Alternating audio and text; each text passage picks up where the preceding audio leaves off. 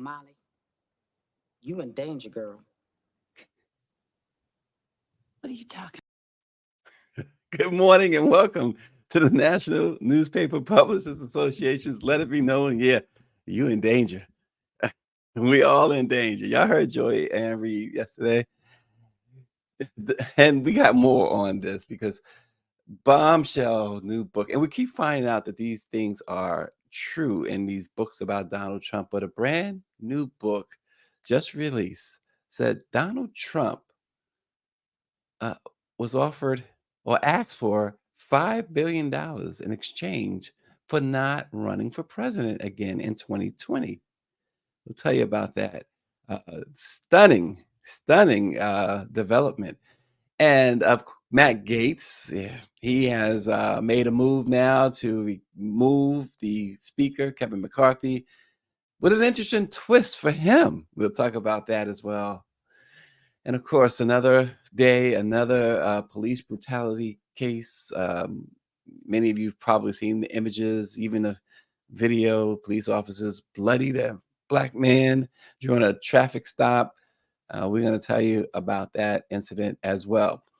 And a black woman was chosen to fill Senator Dianne Feinstein's seat. And there's still a lot of controversy going on there, and how Governor Gavin Newsom behaved during this process. We'll talk about that as well. And Harvard has hired its first black president, a black woman. We'll tell you about who she is.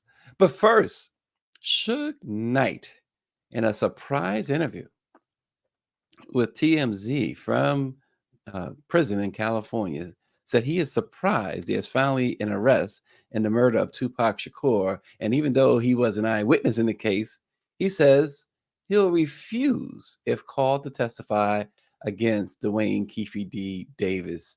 TMZ did speak with him yesterday, and he insists that cops and prosecutors are, quote, barking up the wrong tree with their arrest of Davis.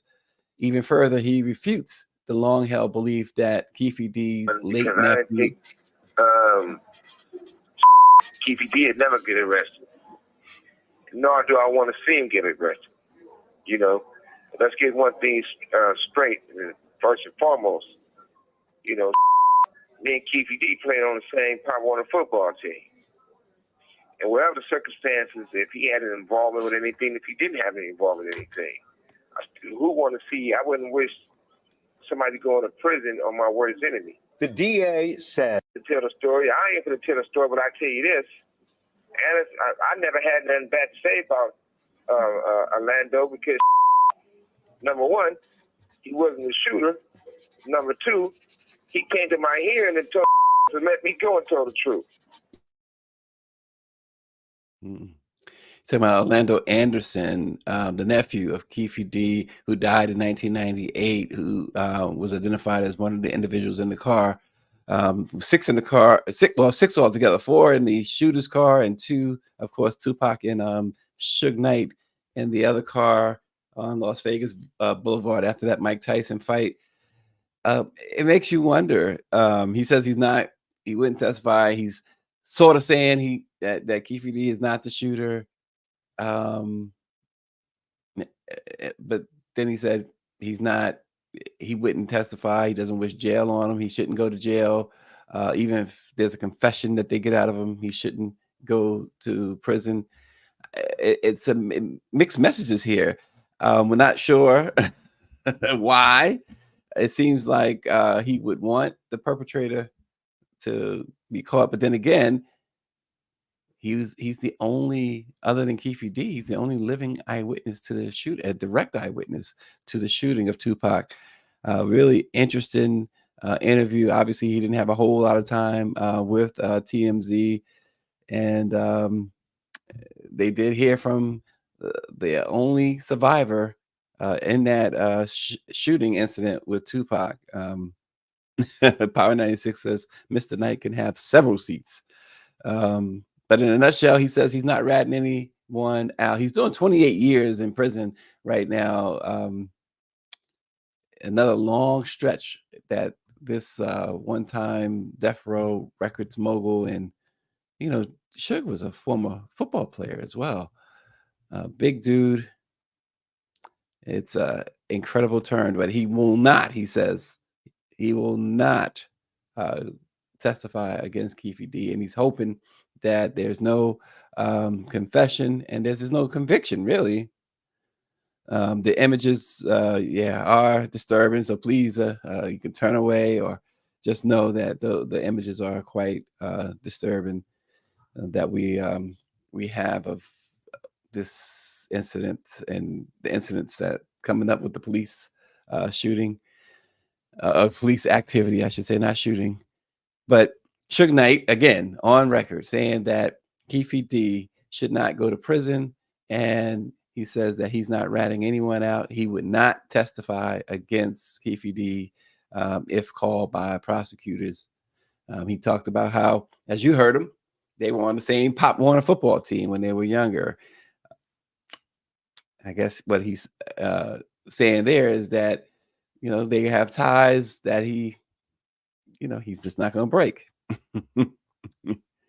And Nakia Cooper, hey, the Bayou Beat, she checks in. She says, you can tell he doesn't want any retaliation in prison. I'm sure he has been humbled in there and not as bad as he thought he was. I mean, I forget how many years that he did the first time he was in prison, but this time he is in. He's in 28 years. Whew. Wow. Well, folks, yesterday we talked about, or we let Joy-Ann Reid tell you some things that was on her mind, but probably is on the mind of a lot of other folks. And that is the state of America, with Donald Trump being a favorite to win the presidency in 2024, as he sat in a New York courtroom yesterday sneering at Tish James, the prosecutor, the attorney general there, and calling her racist, among other things. The judge in this trial has already determined that Trump is guilty for fraudulently overstating his wealth on loan, insurance, and other documents. The controversy surrounding the former president deepened with the release of a tell-all book by Michael Lewis titled "Going Infinite: The Rise and Fall of a New Tycoon." This book is interesting. Now, there's other books that have come out, and we'll get into this in a moment. But Michael Kelly, General Kelly, and Trump's cabinet has now come out to confirm all of those things being true as well. So we can't just take this with a grain of salt. But the book, Going Infinite: The Rise and Fall of a New Tycoon, alleges that Trump demanded a jaw-dropping $5 billion from failed FTX founder Sam Bankman-Fried as a payoff for not entering the 2020 presidential election. Yeah, I heard that right. $5 billion Trump demanded when Sam Bankman-Fried told him how much it would cost to get him out of the race against the Republican field in 2020, and of course, eventually Joe Biden during the general election. Despite initially considering not running for re-election, Trump eventually did run and lost to Biden before later cheering on a mob of supporters who stormed the U.S. Capitol on January 6, 2021 to keep Trump in power. An excerpt from Lewis's book revealed that Bankman-Fried was contemplating giving $15 to $30 million to Senate Minority Leader Mitch McConnell to defeat more Trump candidates in Senate races. However, the shocking revelation came when Bankman-Fried explored the possibility of paying Trump himself not to run, with several sources suggesting Trump's price tag for withdrawal was that $5 billion. Wow. So it would cost $5 billion to keep him from running. What's it going to cost him now? That's the it's what, prison? That's the only thing that's standing in the way, because $5 billion. Bankman-Fried actually is in jail now, so he can't give him $5 billion not to run. Well, the Fulton County District Attorney's Office also issued a subpoena to the former New York police. So it's more bad news here, I'm about to tell you, for Trump. He issued a subpoena for former New York Police Commissioner Bernie Kerik to testify in the first trial later this month in the case stemming from the election subversion plots in Georgia. But Kerik's lawyer, here's the rub, his lawyer is demanding that Kerik be granted full immunity from prosecution in exchange for testifying. Remember, they've already flipped one person in that whole 19-person indictment.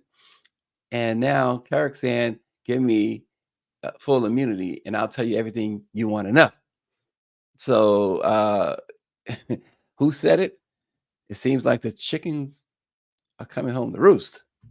Kerik was an unindicted co-conspirator in this case too. If you remember, it was several unindicted co-conspirators, and Kerik was one of them. So two of the defendants, there's 19 defendants, pro-Trump lawyer Kenneth Chesebro and former Trump campaign lawyer Sidney Powell. They are going to stand trial on August 23rd. But here is something else that popped in out of the crazy world, the chaotic world of Donald J. Trump.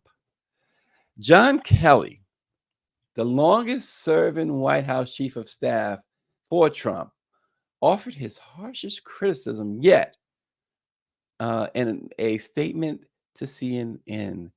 Kelly set the record straight with the on-the-record confirmation of a number of troubling stories about statements Trump made behind closed doors attacking U.S. service members and veterans, listing a number of objectionable comments that Kelly witnessed firsthand. What can I say? What can I add? Kelly said, that has not already been said when he was asked if he wanted to weigh in on his former boss in light of recent comments made by other former Trump officials. And he goes on to say, a person that thinks those who defend their country in uniform or are shot down or seriously wounded in combat or spend years being tortured as prisoners of war are all suckers. Remember, Trump called them suckers. He says, are all suckers because there is nothing in it for them. A person that did not want to be seen in the presence of military amputees because, quote, it doesn't look good for me. That's what Trump said. He didn't want to be seen in the presence of military amputees because it doesn't look good for him. Who's the amputee?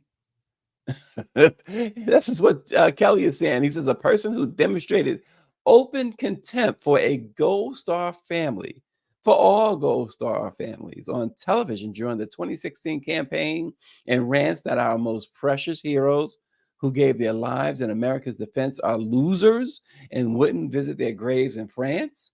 A person who is not, I mean, he was going off. A person who is not truthful regarding his position on the protection of unborn life, on women, on minorities, on evangelical Christians, on Jews, on working men and women. A person that has no idea what America stands for and has no idea what America is all about. A person who cavalierly suggests that a selfless warrior who has served his country for 40 years in peacetime and war should lose his life for treason and expectation that someone will take action. A person who admires autocrats and murderous dictators, a person that has nothing but contempt for our democratic institutions, our Constitution, and the rule of law. There is nothing more that can be said, Kelly concluded. He says, he said, God help us. He confirmed on the record a number of details in the 2020 story that the Atlantic ran, including that Trump turning to Kelly on Memorial Day in 2017 as they stood among those killed in Afghanistan and Iraq at Arlington National Cemetery. And he said, I don't get it. What was it in it? What was in it for them? This is a president sending people off to war, right? In a position to send people off to war, knowing that some of them at least are going to lose their lives. And he goes, I don't get it. What's in it for them? It's like, well, but here's the thing too. I mean, of course, he lashed out at the late Senator John McCain. He says that remember he said McCain was not a war hero. He was a war hero because he was captured. He says, I like people who weren't captured. But here's the other thing I was going to say about Kelly. It's all good and well that you are exposing these things, but half this stuff happened before you took the job to work for him. I might say a little bit something about you. Oh, let's look. Power 96 says, where's Melania Trump? Is she messing around with the pool boy? And this comes on the heels. Another former Trump person, former Attorney General Bill Barr, said that Trump is a consummate, this is a quote, consummate narcissist, and he constantly engages in reckless conduct. He will always put his own interests and gratifying his own ego ahead of everything else, including the country's interests. Our country can't be a therapy session for a troubled man like this. Well, it has absolutely been that. It has absolutely been that. A therapy session. Unreal. And this guy sneering at Letitia James yesterday, bashing the judge. Anybody else, anybody else, contempt of court, locked up. This guy with impunity continues to disparage everyone, the judges, the prosecutors, and saying that they should be thrown in jail when he's closer to prison than any of them. He's closer to going to prison than any of them. Maybe it's out of desperation. I mean, because that rant, these rants that he's been going on lately, they've been slurred, incoherent. He talked about he'd rather be electrocuted than eaten by a shark. It's like, where did that come from? This guy. It is a reason, Power 96 says, it's a reason why I retired in 2016. Trump was never commander-in-chief. And that's an interesting statement because you wonder how many service people felt that way, and how many service people who had the ability to leave at that time decided, oh, I'm out. That's a very, very interesting point there. People say, why do you always talk about Power 96? Well, because it's things like that. And because of his earlier statement that we didn't lift up about the Republican Party being nuttier than a Benny Hill episode. Like anybody who can remember Benny Hill and put it in a sentence like that, in context like that, I'm all for lifting them up. Unbelievable.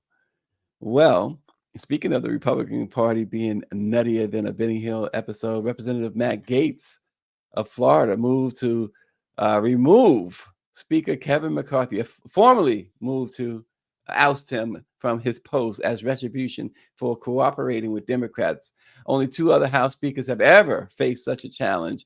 The move forces a vote within days on whether to keep McCarthy as Speaker, a challenge that only, as we said, 2 other House speakers have faced in the history of the chamber.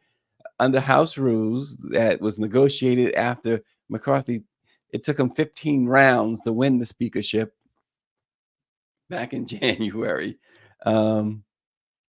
He filed his motion to vacate. McCarthy and his leadership team under House rules will need to address the motion within 2 legislative days, though they could do so this morning. Matt Gaetz says it is becoming increasingly clear who the Speaker of the House already works for, and it's not the Republican conference. No, he's supposed to work for the American people, not the Republican conference. He's a Republican, just like a Democrat is supposed to work for American people. But that's long been lost. Why even, rehash that, right? But here's the thing, though. As he says, McCarthy allowed Biden to take his lunch money in every negotiation. They wanted the Republicans, the extreme MAGA Republicans, wanted to end Social Security. They wanted to end Medicaid, Medicare. They wanted to end Title I funding for schools. They want to decimate the poor. They want to just enslave them, really. Enslave all of us. And McCarthy says, I'm not going along with this. I'm not shutting down the government for this. I'm not shutting down the government because you guys want senior citizens not to be able to afford to live, not to be able to get medication, not to be able to get food, because SNAP benefits and WIC and all of that stuff is going to go away. So young people, you want them to starve. You want the homeless population to grow even more. I'm not going to shut the government down, is what McCarthy's. I'm going along with the Democrats. And thus, we got a 45-day stopgap measure. And so here we are. But here's the rub, though. Gaetz is under investigation himself. As House Republicans continue to mull an expulsion of him, because he remains at the center of a House ethics probe that focuses on alleged sexual misconduct and other allegations. One person told the Republican network Fox News that no one can stand him at this point, talking about Gaetz. They called him a smart guy without morals. Fox reported that House GOP members are preparing a motion themselves to kick him out, just as he initiates a recall vote against McCarthy. Now, the bad news for Gaetz is if the House expels him, if the Republicans vote to expel, Democrats are not going to come to his aid, because he's going to need Democrat votes to stay in the House, and that's not going to happen. So if they vote to, he's gone altogether. If he successfully recalls McCarthy from the speakership, McCarthy will still be a congressman. He just won't be speaker. So, dude, you're about to lose your job. More of this, folks, this horrible news. And this is where brace yourself for some horrible, horrible images that we see all too often. A traffic stop captured on video by a bystander shows a handcuffed black man with swollen eyes and a bloody face sitting on the ground, surrounded by police officers outside a vehicle in Northeast Florida. And the officer's law enforcement agency says it has launched an internal review. Force was used while taking 24-year-old Le'Keon Woods into custody last weekend. And the agency was conducting an administrative review of what happened to see if any policies were violated, according to the Jacksonville Sheriff's Office. They said in the statement, the agency takes all allegations of inappropriate use of force by officers seriously. The sheriff's office said they said that they couldn't comment, I should say, on anything further because the incident was being investigated. It's the regular stuff there. The video released by Woods' attorney, Harry Daniels, shows at least 3 officers on top of him. He is chest down on grass beside a car. At one point, an officer appears to slam Woods' head into the ground, into the concrete. After he is handcuffed, Woods is propped up against an officer's leg, seemingly unable to sit up on his own. Later, he struggles to stand up. The attorney said on Sunday that after his arrest, Woods was taken to a hospital for treatment of a severe concussion. The attorney also said his client was lucky to be alive. He says if this video of the officers repeatedly assaulting him, slamming his head into the ground and tossing him around like a rag doll while he's handcuffed and defenseless isn't enough to convince you that these officers need to be off the street, just look at his face. He looks like he just went 12 rounds with a professional boxer. Of course, this is in Jacksonville, which, as Power 96 points out, has a long history of that type of behavior. It comes a month or a little bit more than a month after a white man wearing a mask and firing a weapon emblazoned with a swastika gunned down 3 black people at a Dollar General store in a racist attack in the predominantly black area of Jacksonville. Online records show that Woods was being held in custody on charges of armed traffic of methamphetamine, armed traffic of cocaine, armed possession of a controlled substance, resisting an officer with violence, and violation of probation, among other charges. They haven't produced any of that yet.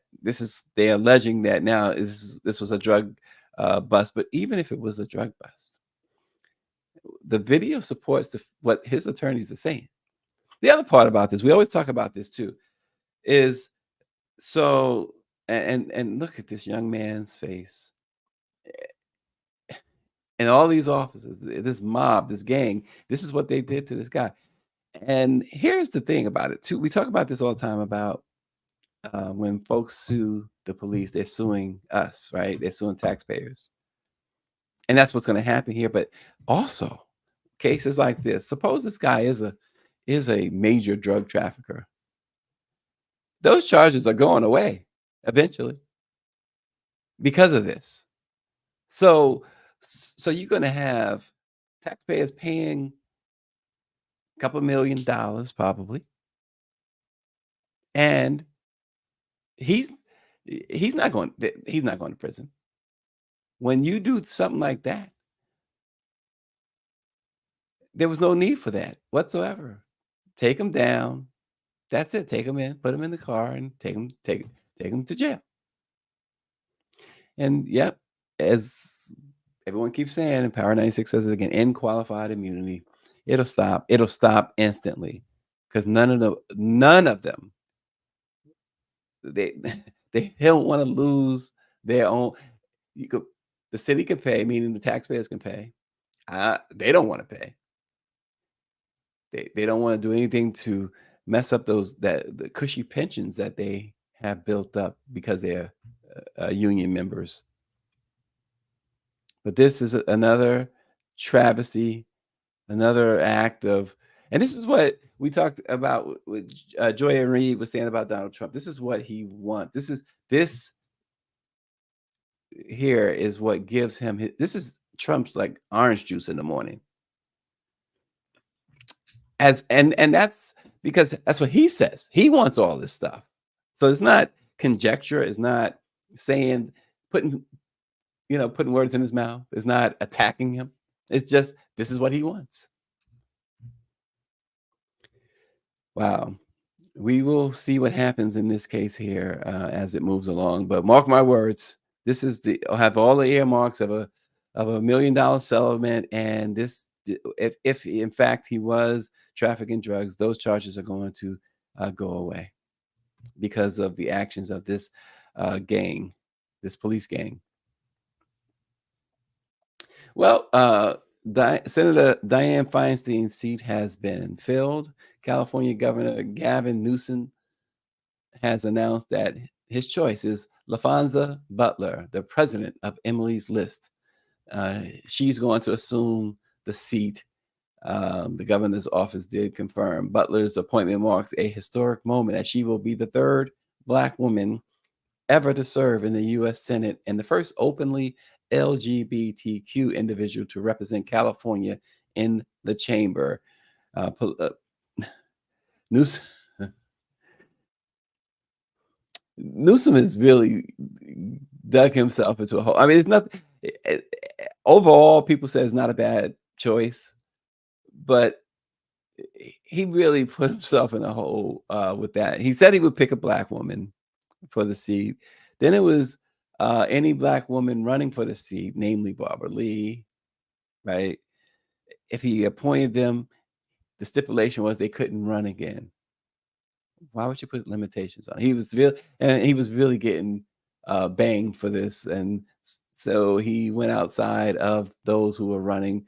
Which, okay, he says he didn't want to unfairly tip the scales in the race. Okay, that makes sense, right? But he just didn't handle this in a way that was. His message was off until the end there, and when he said, "Well, I didn't want to tip the scale." Just say that in the first place. We shouldn't pick someone who's running because we don't want to tip the scales in the election. I think reasonable people understand that. Feinstein was the longest-serving woman in the Senate. Passed away at the age of 90 on Thursday. And Austin says that Newsom should have replaced Kamala Harris with a Black woman. And that's part of his PR problem, right? With this mess that he created. Under California state law, it's the governor who can appoint a senator to serve until the next regularly scheduled statewide general election. So this implies that Butler will continue in office until the newly elected senator who wins in November 24. But she's got a track record. She is Emily's List leader since 2021. She spearheaded the organization's efforts to support and elect Democratic women. Her appointment as the first Black woman to head the organization solidified her status as a trailblazer within the political sphere. And as we said, Newsom had indicated that his commitment to appointing a Black woman in the event of a vacancy. He also emphasized that his choice would be considered an interim appointment and pledged not to select any candidate actively campaigning to succeed Feinstein. Of course, Barbara Lee is running for that seat. Adam Schiff and Katie Porter are among those running for that seat. And justifying his decision, the governor stated that choosing any candidate, as we said, running for office would be deemed completely unfair to those who had dedicated significant effort to their respective campaigns. So, and unlike them, though, Butler will be able to run for the seat if she chooses to. And Greer says they don't have enough money. Miss Butler has the money behind her. And that is always the difference, isn't it? It's always the difference. The money part. David said he handled it that Newsom did handle it very well. He called it a very shrewd move. David Youngwood, who watches these things, he watches what goes on in various places, probably all places. And speaking of Black women, Harvard University now has its first Black president, Claudine Gay, who already has made her mark in the institution's history. You know, she's been there a while. She stands as only the second woman to be president of the university since its founding in 1640 in Cambridge, Massachusetts. Join. I'm just laughing at the fact that he says at least Larry Elder is not running for that seat. During her inaugural address, let's not get started on Larry Elder. Gay articulated her vision for the Ivy League institution, acknowledging the weight and honor of the groundbreaking appointment. She says, I stand before you today, humbled by the prospect of leading Harvard, emboldened by the trust you have placed in me, and energized by your own commitment to this singular institution and to the common cause of higher education. She emphasized Harvard's historical role as an agent of change, saying that the courage of this university, our resolve against all odds to question the world as it is and imagine and make a better one, it is what Harvard was made to do. So there he is. There she is. Claudine Gay is the new president of Harvard University. Lots of news today, folks. Lots of news and lots going on. Tomorrow, listen, tomorrow there's at 2:20, I think it is, or whatever time it is, everybody's phones are going to go off. The emergency system is going to be tested, and every single cell phone will go off. So if you're like in a mall or an auditorium of some sort, somewhere gathered among other people, it's going to be loud. The emergency broadcast system or whatever they're going to do, they're going to send out these alerts to every single phone. I believe it's like some crazy, like 2:26 p.m. tomorrow or something like that. I'll remind you tomorrow. And you probably don't need reminding because when it happens, it's just going to happen. And Power 96, yes, your flip phone should go off as well. Your Obama phone should be fine. It's going to go off as well. It's the nationwide test of the emergency alert. FEMA does this in coordination with the federal government. So we will have all our phones go off tomorrow. This is flip phone. Who has a flip phone? I want to see flip phones. Let's do something on flip phones. The Obama phone, yes, indeed.